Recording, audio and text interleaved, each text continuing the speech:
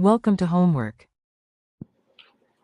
Right, so the Hubble constant, which assuming that these measurements represent recessional velocity, is just calculated from v equals h naught d.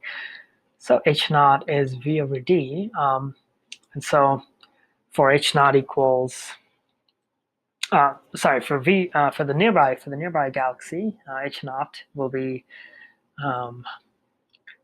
580 kilometers per second over 10.7 megaparsecs. So this gives you 54.2 kilometers per second per megaparsec for Hubble constant. For the more distant galaxy, you have 25,400 kilometers per second over 337 megaparsecs, giving you 75.4 kilometers per second per megaparsec. I would trust the distant measurement more, and this is because of peculiar velocities. So nearby galaxies can have, due to their strong gravitational attractions, can have peculiar velocities that add significantly to the to the measured velocity. So you really have to go beyond 50 megaparsecs or greater than about redshift of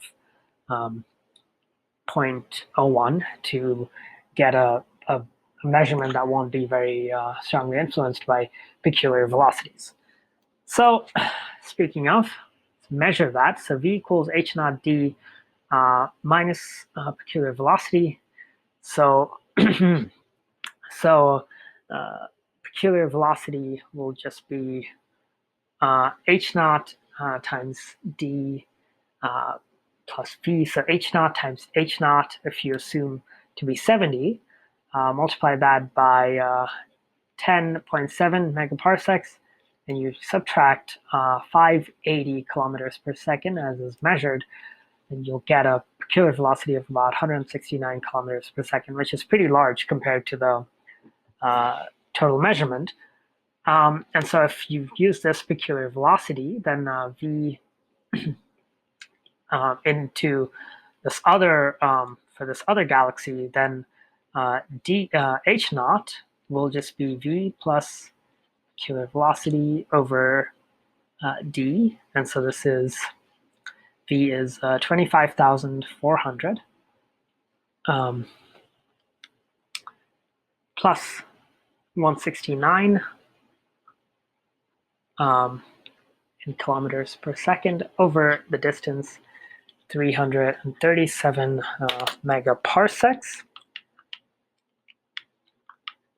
And so this gives you 75.8 kilometers per second per megaparsec. And you can see that's just a little bit different from the original measurement, so the original estimate, so it doesn't really have a big impact.